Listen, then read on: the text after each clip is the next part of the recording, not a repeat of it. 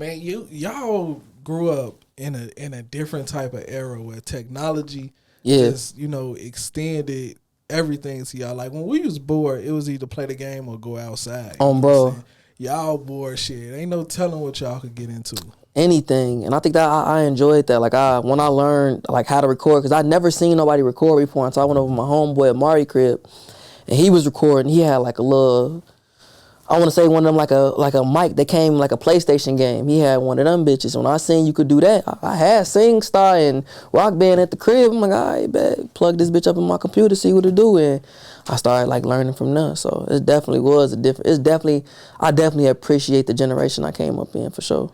When you was in high school, like having your own radio show, doing music, like was there like something that you would brag about when you did go to school? I didn't, cause I didn't understand how big that was until like I didn't have it no more, bro. I didn't really take advantage of it, cause like back then trying to have a blog is different from now, or your own show is different now. Everybody want one, you feel me? Now everybody want to go there and talk their shit and speak their piece now, so it's real popular. But back then we was like one of the few. There wasn't a lot of people like around us doing that. It wasn't really popular, you feel me? So like motherfuckers really didn't, I ain't think of it like that. But when I look back of it, I'm like, nigga, like I don't be wanting to toot my horn, but we was some goats, bro. We was doing some shit at a young age that a lot of kids didn't have the opportunity to do, and like I definitely took that for granted. I ain't think about it like that until I got older. That's just like when you a younger kid and your parents telling you to do something, and bro, then you grow up, you got kids, or you may be dealing with somebody that got kids. You like, damn, man, I didn't listen. You know that's exactly what it is. My mama was on my ass about the radio shit, cause we was still kids at the end of the day. So sometimes we wasn't like, we ain't had the questions ready for the show. We was slacking somewhere. So my mama was always on me about it, even with my music. She stayed on me. She's like, you need to make this type of music. You need to blah, blah, blah, blah. I wasn't trying to look at the, the political and then like the technical ins and outs of the music. It was always just the surface I was worried about. So when I started doing it on my own, there was a lot of stuff. I'm like, oh, I see what my mama was talking about. I need to take some of this. I was not trying to listen, but I get it now. You feel me? So that's exactly what it was. Looking back on it, do you look at those moments to be like, damn, my OG thorough on my baby? Bro. Hard as hell. I wasn't in a position to accept that. Like I wasn't in a position at that time to want to listen and to accept that.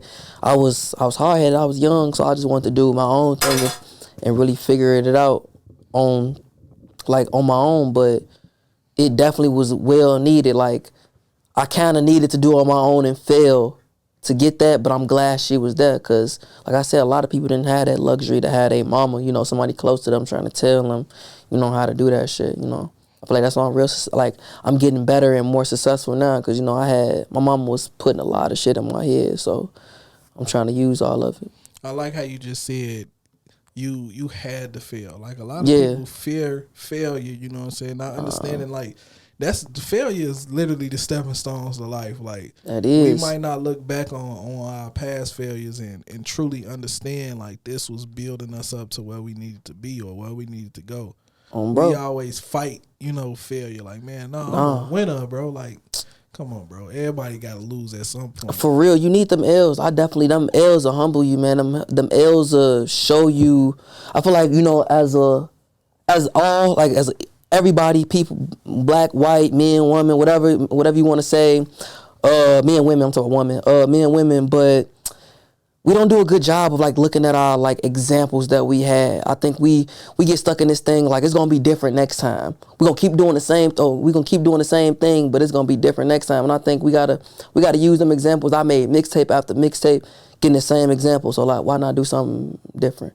Why not change up your sound? Why not listen to them people telling me, nah, this ain't it? Why not, do something different? I've been trying to do better at just growing. That excites me now. I don't care about nothing else. I don't care about, who gonna fuck with it or not. I really want to grow. I just want to be better than what I was yesterday. Every day, that's what I want to be. I want to be better than the next day. Than the day before, you feel me? Everybody seem like they a rapper nowadays. Yeah. Like everybody want to rap, everybody want to do this.